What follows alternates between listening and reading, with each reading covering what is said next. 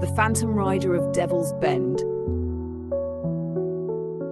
There was a road on the outskirts of town that people warned others to avoid, especially after dark.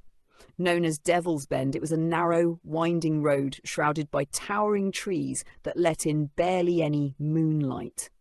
The stories surrounding it varied, but they all shared one detail: a phantom rider who appeared to those foolish enough to cross it at night. Alex, a young biker with a taste for danger, had heard these tales 100 times. His friends teased him about taking the ride down Devil's Bend, and, eager to prove his courage, he finally accepted. Ignoring the warnings and the gut feeling gnawing at him, he revved up his motorcycle late one night and set off down the road. The air felt colder as he reached the entrance to Devil's Bend, and a heavy fog hung low, swirling in strange, almost purposeful patterns. He chuckled to himself, thinking how perfect the scene was for a ghost story, but he shook it off. After all, he didn't believe in ghosts. As he rode deeper into the trees, the familiar hum of his bike felt almost muted, as though the fog were absorbing the sound. Every once in a while he would glimpse something out of the corner of his eye, shadowy shapes that seemed to slither and drift along the road. He tried to brush it off, but his heartbeat was beginning to quicken. The first real shock came when his headlight flickered. One moment it illuminated the road, and the next it blinked out, plunging him into near darkness. Alex cursed under his breath, giving the light a tap, and it flared back to life. But as it did, he saw something up ahead, a faint dark figure standing in the middle of the road. "Who the hell is that?" he muttered, slowing down to get a better look. The figure was dressed in black leather, his helmet gleaming even in the faint light. He stood beside a motorcycle, its frame battered and rusted as if it had been abandoned for years. Alex stopped, but before he could call out, the figure moved, mounting his bike and revving the engine. A chill ran down Alex's spine.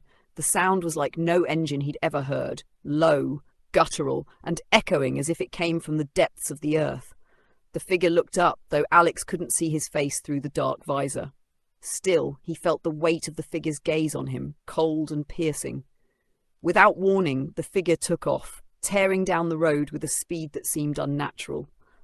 Alex, not one to back down, twisted his throttle and took off after him, heart hammering in his chest. The road twisted and turned, each curve more treacherous than the last, but no matter how fast Alex went, the figure stayed ahead, just at the edge of his light. Suddenly, his bike shuddered and began to slow, as though something were dragging it back. He looked down in a panic, but the engine was fine. Then he noticed the temperature gauge dropping rapidly, as though he were riding through ice. His breath misted in front of him, and he felt an overwhelming sense of dread creeping into his mind. Then he saw it.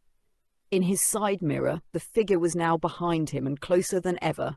He was leaning forward, gaining ground with every second, his face still hidden, but Alex could feel his intent, a hunger that reached through the night, clawing at him, pulling him in.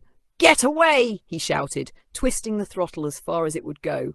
But the figure stayed close, his bike whispering a chilling groan as it drew near.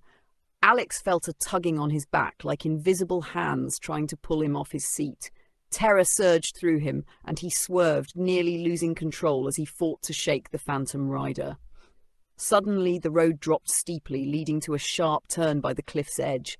Alex skidded, feeling the wheels slide dangerously close to the edge. His headlight caught one last glimpse of the rider, now beside him, reaching out a gloved hand that seemed to stretch and twist in unnatural ways. But as he teetered on the edge, the figure vanished.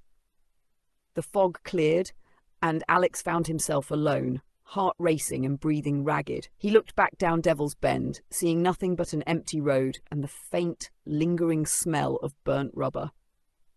He gunned the engine and didn't look back, vowing never to ride that road again.